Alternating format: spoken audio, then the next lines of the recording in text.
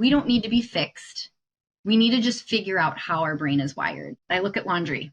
That's a non-preferred task. I don't want to do laundry, but I need to do laundry. And so I'll use music and movement to literally dance my way through the load of laundry, which sounds kind of crazy. But I mean, that's how I move through the obstacle of doing a non-preferred task. And that's how we need to train our kids from a young age to come up against those things rather than allowing themselves to say, well, I can't do it, or it's too hard, or being encompassed by their paralysis, coming up against it with a different thought pattern, changing our thought life to move in the direction of, yes, I don't feel like doing it, but guess what? I can take control of this and I can put things into place that will make my body move in a direction of progress and growth. Welcome to Successful with ADHD. I'm Brooke. Let's get started. Hi, everybody. I have Katelyn Mabry today. I've known Katelyn for 4 or 5 years now. One of the first ADHD coaches in the biz that I met. And she also was a special education teacher and got her master's in reading. And we know that so many people with ADHD struggle with learning disabilities, especially dyslexia and reading. She's the author of Hi, It's Me, I Have ADHD, and the podcast host of Journey with Me Through ADHD. And it's a podcast for kids. She lives in Wisconsin with her husband and 4 young kids.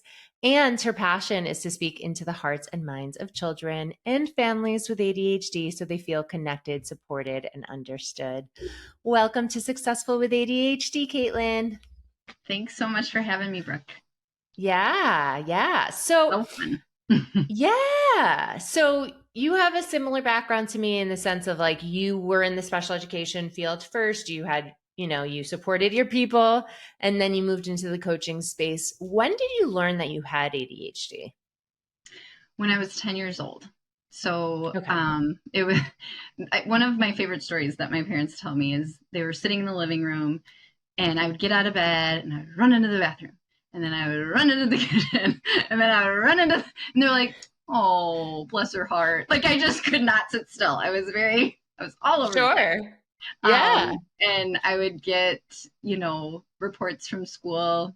Katelyn's a very sweet girl. She just can't seem to keep her mouth shut. She talks to all her friends in class. And I just had a hard time, staying focused in school. I had a hard time just in that environment as a whole, getting my work done, all those executive function things that at the time weren't named were a battle going on. So my parents decided to go I did the whole gamut of testing and they told me, Katelyn, you have this thing called ADHD. And I was like, what does that mean? And they didn't know either in the 80s, right? Right. And they were like, oh. So they did the best they could. My teachers did the best they could with what they knew, right? And so that kind of started my journey. And it was really something that was unspoken about oftentimes. Like they put things into place, but we didn't talk about it very often. So it did leave me with a lot of questioning and unintentional feelings of shame and what's wrong with me and why am I different in this way? So I just had a lot of questions that were stirring that then later on were answered. So that's my personal experience. It's not common that girls get diagnosed at an elementary age because generally speaking, they're more the inattentive type or the combined. So the fact that you were diagnosed in 5th grade is surprising. And also, you would think that, okay, you learned you had ADHD. Great. Now let's get the accommodations and the support that you need in the school system so you can understand your unique brain wiring and thrive so you don't have this unintentional shame and feelings of failure. So would love to know, your parents didn't really talk much about it. And that was kind of how parents were back then, because you and I are in a similar age. Like I had a learning disability. I had an auditory processing disorder, and like they did not want the school to give me the services. They wanted to do it all privately. So, I wasn't seen as different in school. So yeah, no one really talked about it. So what was it like for you in school once you got that ADHD diagnosis? Well, it was just this silent known thing. And I felt like it was something I remember wondering, do other kids have ADHD? And I remember wondering, it was almost like I felt like it was a secret between me and the teacher. I felt like it was something that was hidden, right? And it wasn't something I wanted to share with others, right? Because there was No one this was talking about it. nobody was talking about it, right?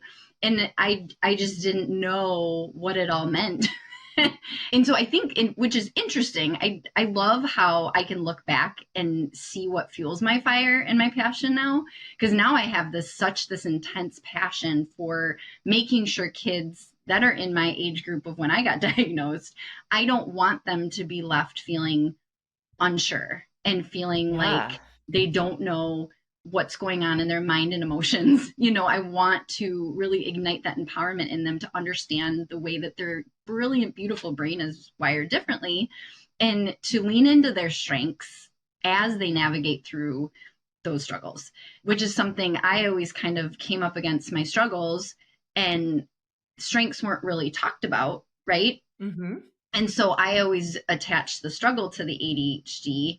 And I think once I really was made aware of all of the incredible strengths and gifts that are also attached to my brain, I was like, oh my goodness, I really wish that I would have had the unconditional confidence to lean into these things at a younger age too, which is what drives what I do. So, Yeah. So, light bulb moment. Now, fast forward 30 years, right, from when you were 10, mhm. people nowadays get the diagnosis, and hopefully the intent is to learn more about their ADHD and level the playing field in the class. So I'm just curious, going back to the question, like, besides the secret between you and your teacher, what happened in school? Well, the nice thing is even with the lack of knowledge and understanding, my teachers did do the best they could to put things into place. And so in that sense, I felt very blessed. Like I felt like when I look back, they gave me charts, they let me move, they gave me, they did put things into place to help me succeed Yeah, the best that I could in that environment. But what part was really hard was navigating the social emotional part, right? And that was 100%. never something that was addressed with it because it wasn't something that was originally attached to it when given the diagnosis. And so that's something, because people will say to me all the time, well, you've been diagnosed since you were 10, so you probably have it all figured. Nope. Because Nope. yes, I was Still diagnosed figuring at it out 10, day by day. still figuring it out today. All the time I have, aha moments on my own journey. So yeah. And I just remember now looking back, I did struggle with the social piece, and I would make friends quickly, but I had a hard time maintaining friendships, and I didn't know why. And thought there was something wrong with me. And I thought, there was just so much attached to that. And number one thing I struggled with that I didn't have a name for until I was in my, early 20s was rejection sensitive dysphoria. Oh my goodness, my number one Hmm. symptom, I had no idea it had a name. And so, Absolutely. so it's one of those things where, yes, I knew I had it at 10, and, I knew I had it through those years, but there were so many layers that I didn't understand were attached to having ADHD. ADHD that I just thought there was something wrong with me. And so Yeah. that's what drives my coaching. I'm like, I want to make sure these kids shed the shame and they understand there isn't anything wrong with them. It's just that their brain is wired differently, and we need to respond to it and practice exercising and training our brain so that we can thrive with the way that we're wired. Yeah. I love how you said that you had no problem making friends, right? You were very outgoing. You're still very outgoing. You put yourself in uncomfortable situations, maybe not reading social cues. And then it was hard for you to keep them. So, Right. can we talk more about that? Because I totally recognize everything you're talking about. Mm-hmm. Would love to know in your personal journey why it was so hard for you to keep friends, because I know that people listening can 100% relate to that. Yeah, this is something that I still to this day I mean, friendships are hard, and friendships are one of those things that we don't attribute as something that can be hard on your ADHD journey, but it can. And it's something that, I mean, I'm super passionate about facilitating friendships for my kids and helping them navigate them at a young age so that they don't feel it. They don't feel like they're in the same position I am now at 40 years old, you know. But I think the reality is I think there's a few pieces to it. I'm very outgoing, I'm quick to make friends, but I think the keeping friends part is hard because I still do struggle with, you know, remembering to call back. I struggle with being late for things. I struggle with kind of being all over the board, you know, with conversations and Yeah. communications. And so, like, there's still some tendencies I have, and I'm still really discovering what friendship, what healthy, life giving friendship looks like. And, you know, seeking after that tribe of like minded individuals who will love me and build me up for who I am and not feel like I have to conform to, you know, who other people want me to be. So I think Yeah. it's a journey I'm still on to this day. So Sure. Sure. So you're a 40-year-old. So for the kids and the parents listening, for their children, it takes a while to understand your brain, neurotypical or not, right? And our brain is still developing sometimes until the age of 30. And at that point in your 30s, you're discovering so much about yourself. And now you're 40 and you're like, okay, so maybe I've weeded out some of the people that aren't bringing me energy and aren't in my circle. But now, how do I navigate the new friends that I have, the friends that right. are like me, right? And if the friends are like you, where you guys forget to text each other Yeah. and you're all over the map, it's like, who reins in who, right? Right. I know friendships are just hard. And I actually I do this, or I talk about this with my own children and the kids that I coach, is just this whole idea of identifying, you know, types of friendships. So there's green light friends, yellow light friends, and red light friends. Peers, really. The red light's more of a peer that we want to steer clear of, right? But then there's Mm-hmm. a lot of times we tend to go into the yellow light zone where we're trying to, you know, people please, and we're trying to, like, you know, get that yellow light person to like us. And so a yellow light Mm-hmm. person might be someone who's nice, but we have to kind of have Be our cautious. caution sign with. That's why it's yellow. We have to be cautious with, because sometimes they'll turn their back on us, or they won't, you know, they'll say something, and it's not, doesn't make them a bad person, but it's just somebody that we have to, they might drain our energy battery, you know, and so it's somebody we have to be cautious of. And a lot of times we get so caught up, even as adults, in those yellow light friendships that we lose sight of our green light friends who are waiting in the balance. Like, they're there, Yeah. right? And Yep. so I really think it's so important at a young age to help kids identify those green light friends that they, you know, and encourage them to invest in those friendships and to, Mm-hmm. you know, spend time in those friendships. I'm Mm-hmm. not saying you can't hang out with the yellow light friends, but it's just a matter of prioritizing, right? Prioritizing those green light life-giving friendships. Yeah. Now, a hard thing about being a child with ADHD, not only identifying those green light friendships, because very often we know who's nice to us and who's not. Like, yeah, it might be hard to read some social cues, but like we know who wants to be our friends, like genuinely, right? Right. But sometimes we don't want to be their friends, right? Because we are so focused on people who don't like us and having to please those people. Mm-hmm. So, how do you stop the shame? And I forget the term that you used. Shed the shame. Yep. Shred the shame and accept who your friends are. And also sometimes, and this is a whole longer conversation, but sometimes the people who like us are very much like us, and they may or may not be a good influence on us, and they might not be the friends that we want to be friends with, right? Right. So, how do we identify who are healthy friends for us? Well, and I think that's where, especially for kids, that's where the parental facilitation is really helpful, right? Because I do think you're right. I mean, neurodivergent kids attract neurodivergent kids. That's just right. And it's a very common theme. But I think everything's a healthy balance, right? So Mm-hmm. I'm just saying that what we need to do is we need to make sure that time with your neurodivergent friends that could or could be in the yellow light right now, right? Just with Mm-hmm.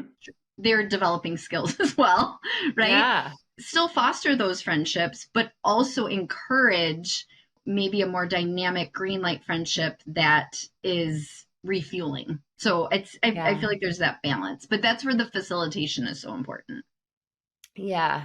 So, as special educators and people who were in the school system, Mm-hmm. I'm curious on your take. And for those listening, like we know that the least restrictive environment for a child is always the first step. And when we say least restrictive, we mean the environments where it's not just throwing a ton of support at your child for unnecessary reasons. So we want to level the playing field, right? So you start with the least restrictive, which might be, an accommodation. Then you move into a service where it's pulled out. Then you might move into a push in model. Then you might move into a self contained. Then you might move into a private school for special education. Then you might move into a boarding school with it. Right. What are your thoughts socially, emotionally for a child with ADHD? And I know everyone's different, but to be in a collaborative classroom with neurotypical friends, Mm-hmm. right? Or be in a self contained classroom with people who might be more similar to them. I mean, honestly, in my background, I actually taught in a dual classroom and I absolutely loved that model. So I had half of my children were neurodivergent and half of my children were neurotypical. But that you were considered the special education I was teacher the and you had special two education assistants. teacher. Yes, Fascinating. Was this in a public school? it was. Hmm. So I guess my point is I think it can be very valuable if you have a blend Mm-hmm. depending on the child's needs, right? Like I think that, I Sure. mean that's kind of the caveat to it.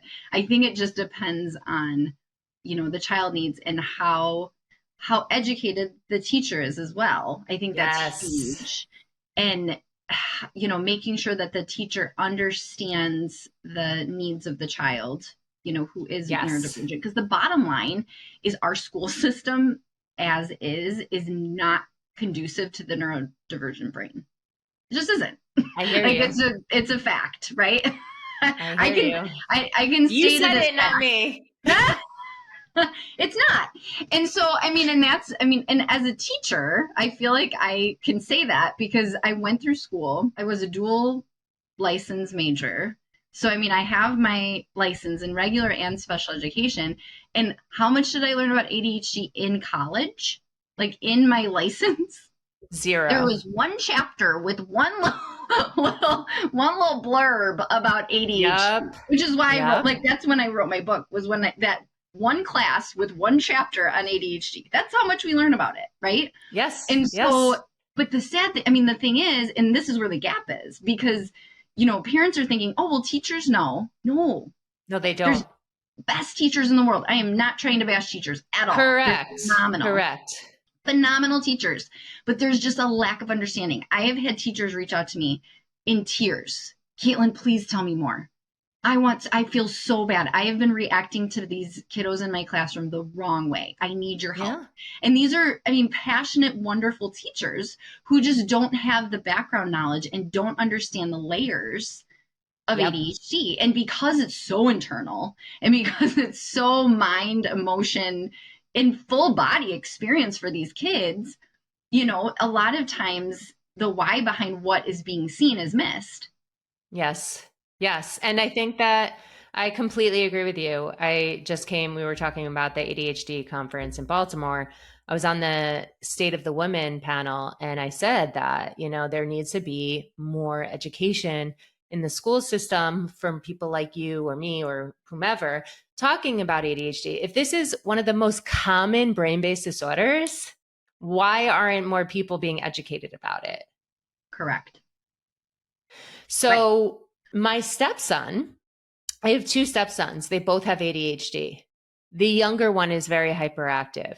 The older one is more of the inattentive type. The older one has a lot of empathy, a lot of social awareness, a lot like he's gifted. So he's thriving in this Mm-hmm. private school that we put him in. The younger one is not. And this private school is not meant for special education. They don't understand special education. And we're at a point where we know he needs to go, right? He needs to move to another school. And he's coming home hysterically crying, thinking that he's stupid, thinking that he is less than. And it's really wearing on his self-esteem when he's a gorgeous kid. He's great at soccer. He's very social, but the teachers don't understand him. Mm-hmm. So I can't spread this message more than what we're talking about. It's like, it is so important, school districts, to educate your teachers, your administration, even the ESE coordinators, right? Educate all of them, because we all need real-time information on what ADHD can look like in girls, what it could look like in boys, and then what do we do about it? Right. Well, and with that, I that's why I want to speak into the hearts and minds of mamas and dads and, any caregiver out there of kiddos with ADHD. We have this opportunity to advocate for our kids in these classroom environments. Like, I think it's so important. Sometimes there's this disconnect and there's this assumption that it's being taken care of at school. And, there's a special ed team. I was a special ed teacher. I didn't know anything about ADHD and I had it, but I wasn't educated in it, right? So I think it's so important that we continue to educate ourselves and have, see through that lens, that ADHD lens, and then impart that wisdom and that understanding on teachers, on if you're going to do a referral for a 504 or an IEP, just making sure that we are getting every accommodation put into place for our child so they can thrive in that environment that's tricky for them to be in. Yes. I've seen it both ways. I've seen teachers and guidance counselors and administration refer kids to special education at the first glimpse of a problem, right? And it might not be ADHD. It might not be a special education issue. It might just be something totally unrelated, right?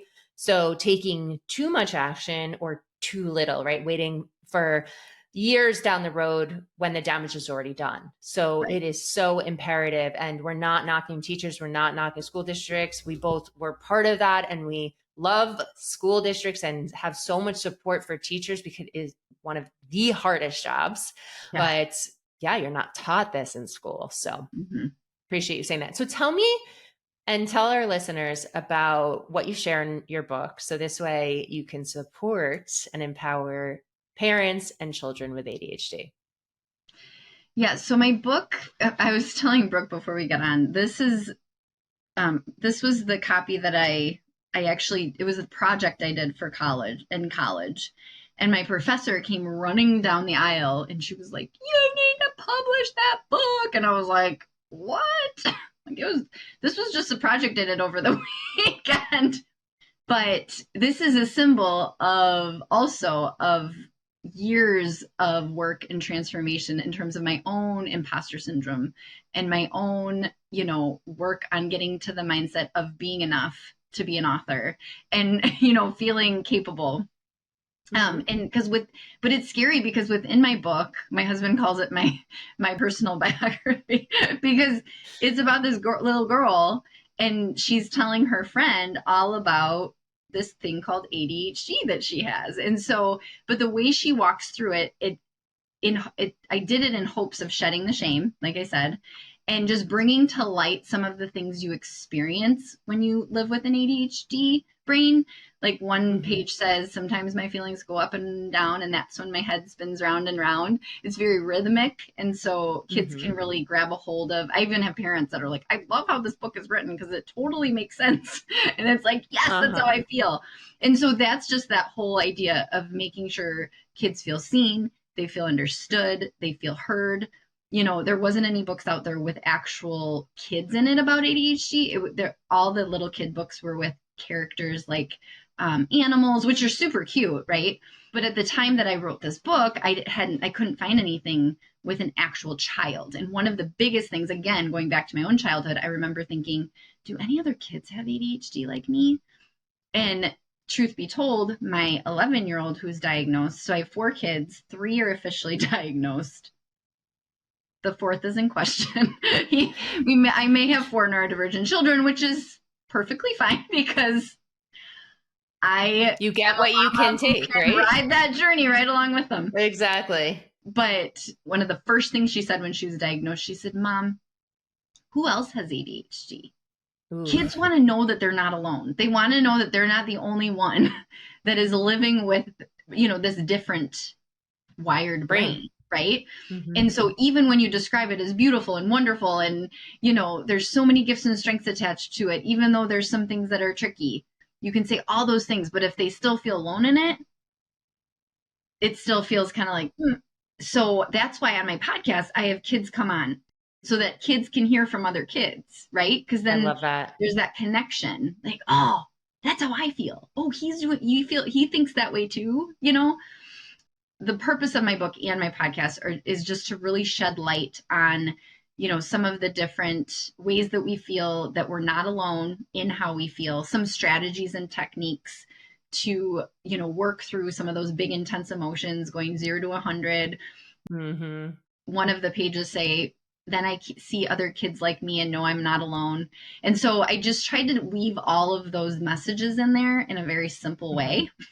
And as a conversation starter for parents. So my book and my podcast are really meant to ignite conversation and communication in a really positive way for children and their parents and their trusted adults.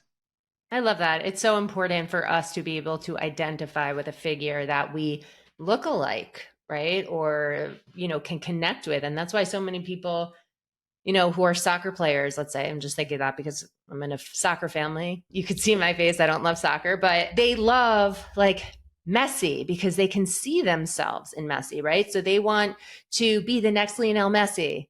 So they watch all of his stuff.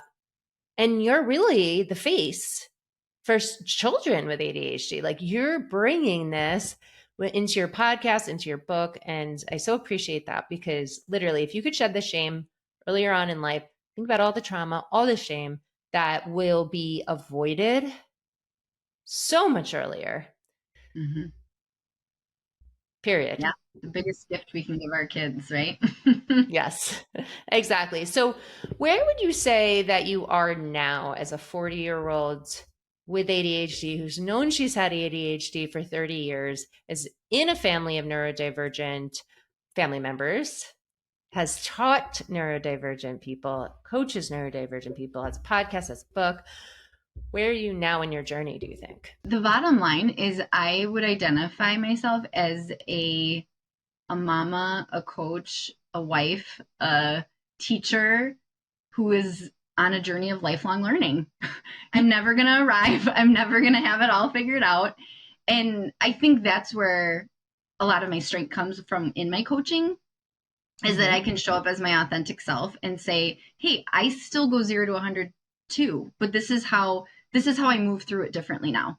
Right? Like, and that's the thing. I think that's a big, huge takeaway, is that we don't need to be fixed.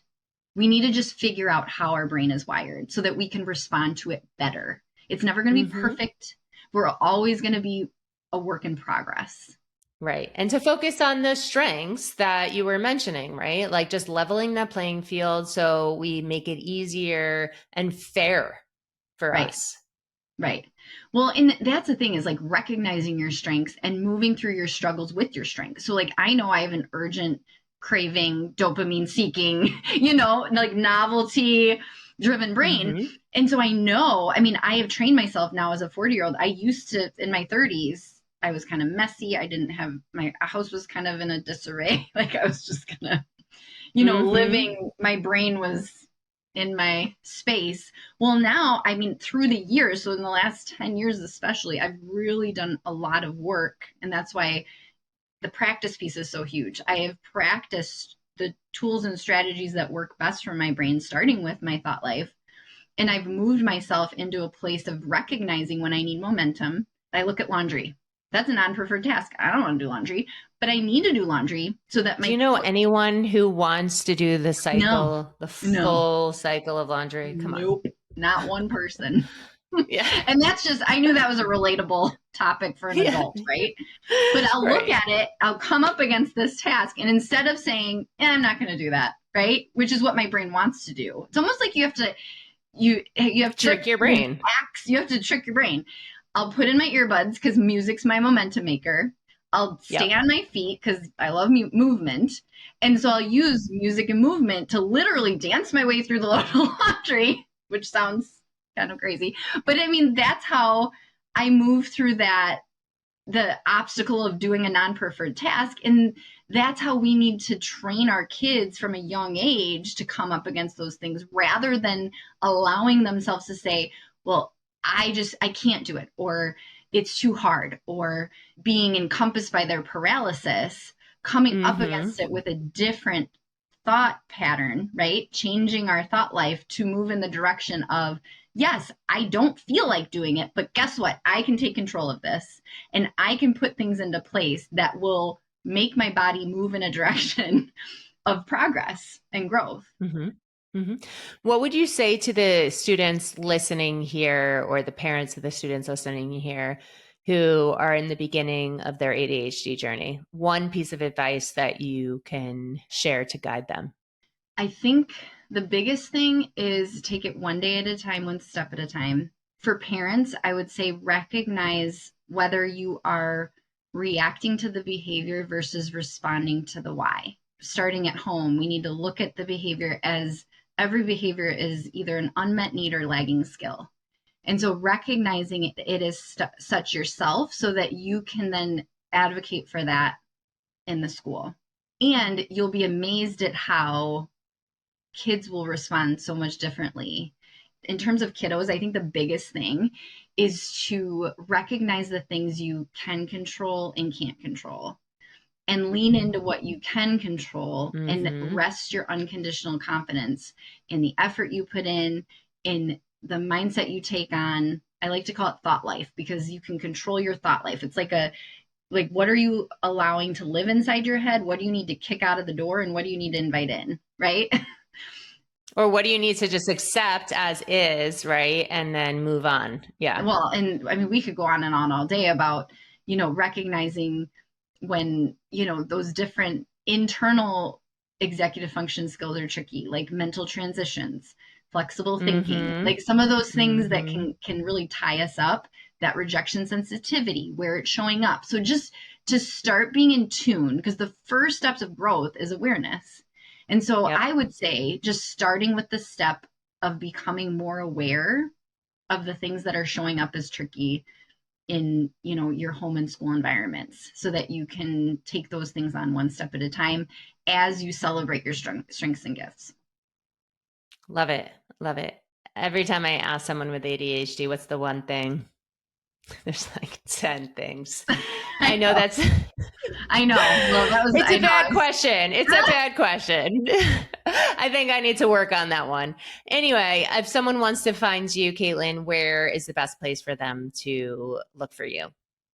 So they can go to my website, www.katelynmabry.com, and that's kind of my hub. So they can get to my podcast from there.